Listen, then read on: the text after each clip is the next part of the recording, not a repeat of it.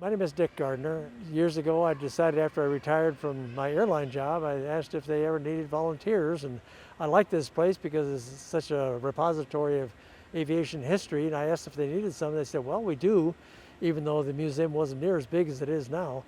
So I signed on 23 years ago to do it with some other good people. And I watched it grow from there. And it's been a pleasure all the way with the people I worked with, a lot of whom are gone. But it's been a good experience. It was a nice handling airplane. You could fly formation with it very nicely, or it was very stable in all maneuvers.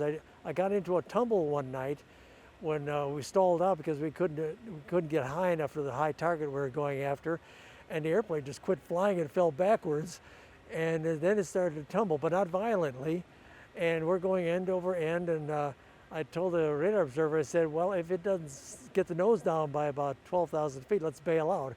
And well, about 13,000 feet, the nose came down and it started to fly again. So we went back to doing that and got back to the base. But we were starting to think about maybe getting out of there. But it was very comfortable. It was almost like weightlessness. It was a bizarre thing. The airplane is very honest. Well, there was a draft, first of all. And that was motivation for a lot of us because it was just a matter of time and you were going to get a draft notice. I was a first lieutenant at Big Spring going through pilot training when I got my draft notice, and it gave me great pleasure to write back to my board and say, I'm sorry I can't make it. Signed First Lieutenant Richard Gardner. The Korean War administratively had ended the year before, but we didn't know that it wouldn't start up again because all they signed was an armistice. And I thought, well, I didn't want to be a foot soldier. Not that there's anything wrong with that, but I thought I want to have a bed somewhere. So I decided I want to fly anyway. And I would read about the activities of the F-86s up over the Yalu River, and I thought that sounds interesting to me, so I signed up for the Air Force. Unfortunately, I didn't get into pilot training right away, but I got into navigator training. That was a start. And so I do believe in perseverance. I eventually got into pilot training after flying as a backseater for 3 years, and finally got to pilot training in 1961. The officers ahead of me who knew I was going to pilot training, he said, I've never seen a radar observer who ever had trouble with pilot training because first of all, you've got a strong stomach from gyrating around the back seat. And that proved to be true, but even my instructors in pilot training commented about how easy it was for them. All they had to do was teach me to fly the airplane. They didn't have to teach me the other stuff, I already knew it. And before that, I flew with this bird colonel who, in going on different inspections and investigations with him, he would always put me to work, like getting clearances, and so I learned a lot, whether I wanted to or not, from him. I wish I could talk to him now.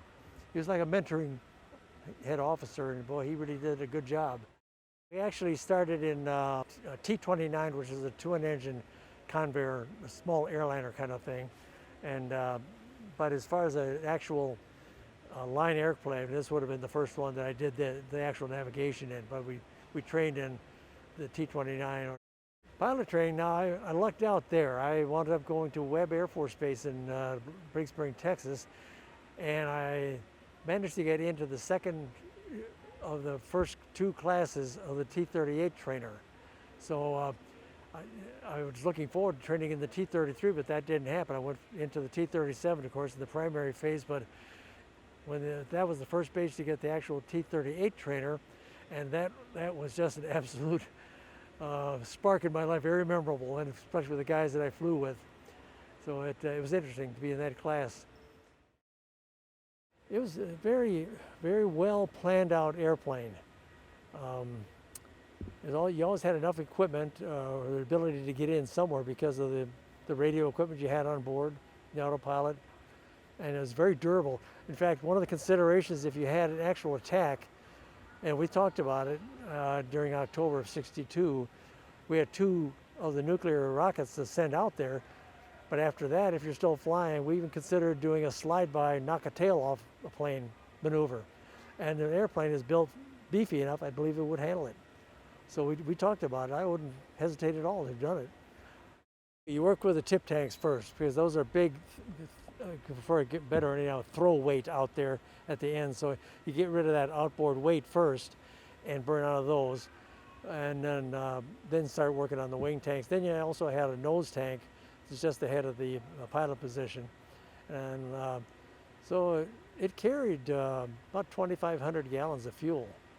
So it had plenty of fuel and you could stay up just shy of 4 hours. Not refuelable in flight, but that era had not gotten going yet. And this is all weather too. Did you ever It is that. weather where you had to go like all instrument? Oh yeah, a lot of that. Oh, considerable, which that really helped going with the airlines because so much of my flying time was instrument flying and night. But it really had good instrumentation and selections of different types of navigation, whether it be TACAN, which is called Tactical Air Navigation. It's a little more sophisticated form, not like what we have now, but it gave you distance to a facility and an angle and that kind of thing. Or we had the old-fashioned visual omni range, which is old VOR. It's like television frequency, VHF. And then we had the old-fashioned low-frequency radio, which you could run off radio stations and make approaches. That was pretty primitive, but you could do it. And then we had radar. We could even make some approaches using radar. I retired from the airline just about the time GPS was being released to the civilian population. Before the military obviously had it. But it would have been a real godsend, so to speak, because I flew over the ocean to Europe on the L-1011, and we used inertial guidance systems, which were meant for missiles and submarines. And they were fine, but it sure would have been nice to have had a GPS, or even around the country, but we just didn't have it available. We had to flight plan, use radio facilities, and that kind of thing. It's been a real pleasure just to talk with people who have good questions and tell them about things that weren't here years back and how we dealt with the equipment that we had. I think you get a good education whether you're interested in the hardware or not, because there's a lot of world history that's impacted by these aircraft that are here, either in a civil, easygoing sense or in a hardball sense, so to speak.